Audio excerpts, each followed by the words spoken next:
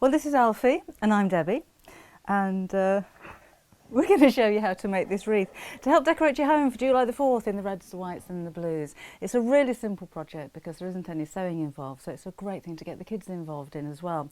So let's take a look at what we need and how we make it. I've got my polystyrene hoop. I've got quite a large one here.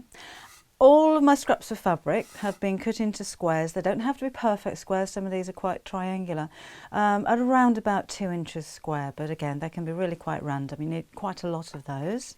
A blunt pencil is useful, and then you'll need some glue that is suitable to use polystyrene, so it's not going to melt the polystyrene. And then this is the fun bit. So lay out a handful of your scrap pieces of fabric, face down. So you'll be putting a blob of glue onto the back of each one of these pieces. Don't do them all at once, just do a few. And I'm just going to mix up the patterns,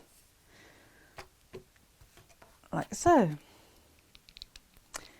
And then a little blob of glue, just in the centre of each one.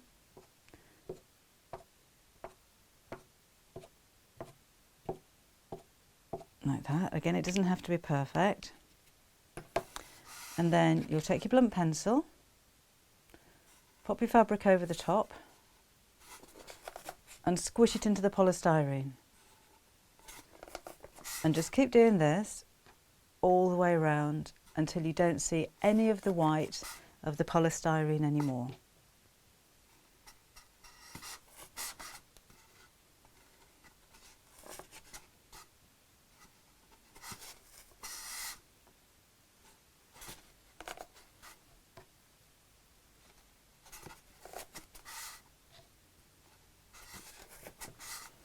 So just finishing off the final little section there, and then we're just about done. The way that I've worked it as well is to start in 4 corners, if you like, if you can have corners in a circle, just so that I know that I've got the right amount of fabric to go all the way around. And if I feel like I'm going to run out of my pattern fabric, and I used about 3 fat quarters, maybe a little bit less because it was scrap. But if I'm running out of the pattern fabric, I put some plain blue in between there as well, so it kind of spreads the fabric out a little bit more, if you like. So just finish popping all of these in, and then I'll check and see if I've got any white gaps anywhere, so I can just fill in the extra little bits like so. Oh, one over here. I think that will be fine, so I'll save that for my next wreath. What I am going to do is to just pop a little hook made out of cord onto the back, and again I'm going to glue that, but I'll use a couple of pins just to hold it in place. So a blob of glue either side here, and then purely while the glue's waiting to dry, because I don't want to leave pins sticking in here, I'll just stick a pin through the cord and through the polystyrene.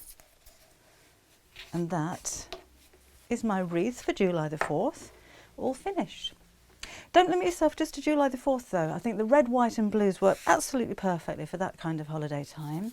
But how about making up a smaller wreath, or a larger one for that matter, and putting a mirror in the back of it, and again that's simply glued on, and I put a cord across the back so I can hang that up. And with these scraps of fabric I use pinking shears, so it gives it more of a fluffy edge.